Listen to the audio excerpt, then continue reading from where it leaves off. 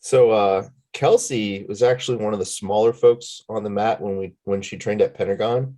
And I was always very careful with her because at the time, at one point, I think I was over 115 pounds heavier than her.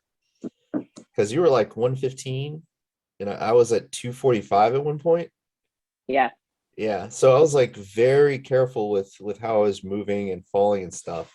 But I was also a little bit worried for her and Katie and like some of the other smaller folks because we would have new guys who came in who were very snappy and very strong and would I was worried they would manhandle them and get them to quit.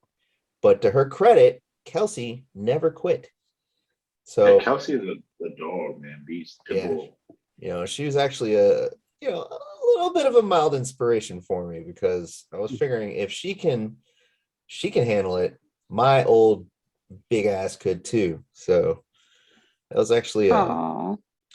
it She made was, she was also very nice about like beating people Yeah. up too. yeah. I use this ass and she'll like kill you with kindness and then choke you out. Yeah. Yeah. I remember when she first came into Muay Thai, and I'm like, oh, I'm gonna eat her up. Nope, no way in hell. She's so fast. I'm like, crap. Yeah, her and Kelsi and Katie Miller were two people that would always like catch me in an armbar somehow. And with Kelsi, one time I was like, what the hell am I doing? So I just stood up and picked her up with me. And she's like hanging on my arm, like looking around, like, what the hell did you just do? And it was funny, but I felt bad. I was like, oh man, like this isn't right. I tell that story all the time, especially at my new gym. Especially when I go with bigger guys. They're like, "All right, is it okay if you go with a bigger guy?" I'm like, "Yo, you don't understand. Like, I'm always going with bigger people." I was like, "But this one guy at my old gym, I finally caught him in an arm bar, and it was deep." And he just starts looking at me and laughing. And I'm like, "What?" And he just stands up and then just bicep curls me, and I just like here, and I'm just like going straight, and I'm like, "What?" And Sugi was laughing, everyone was laughing, and you're just like, I just didn't want to be armbarred, and I knew I was bigger than you. Have you guys seen the video of Paige Van Zant going to a bunch of military generals and choking this guy out? I did.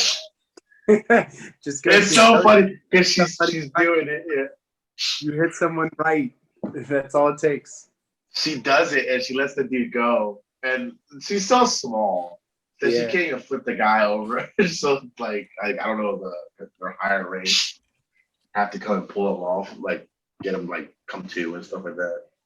Oh yeah, no, that was funny because I think I distinctly remember like hearing her in that video being like, okay, like if it's getting close, just tap. And me being in the Army, I also know like all this guy's mentality. And I'm sure he was an infantry guy. And so he just never tapped. And next thing you know, because it's a blood choke. Blood chokes literally take 2.5 seconds for you just lights out. And I was just dying laughing. So talking about choking out on with the topic today, there was this one time I was at Pentagon. I was rolling around, and I guess there's 8 to 5 seconds, and this guy's got me in a choke. I don't even know. I don't remember what it was.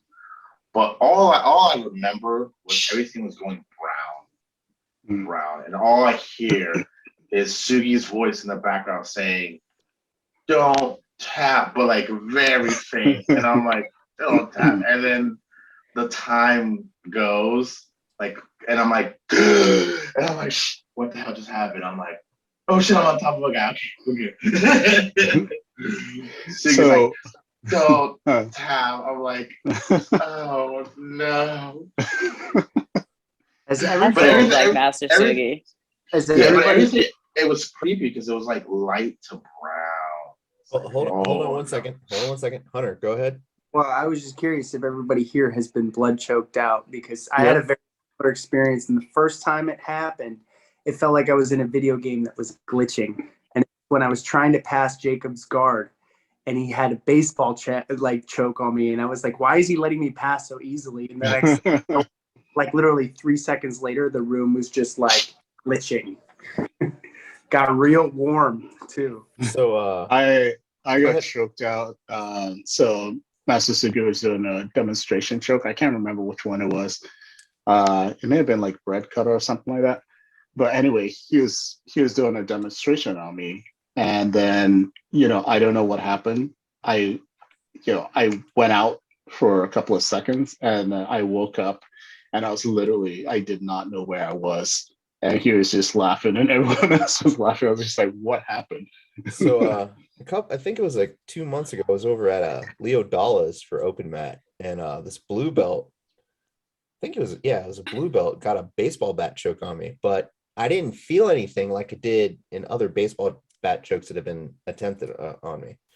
But the world did start spinning a little bit, and I started hearing a really loud buzzing sound. And then once I got lightheaded, I tapped. But yeah, it was like a weird glitching kind of sensation on top of that. But I got voluntarily blood choked out in the military just to see like what it felt like, but also like to know my limits.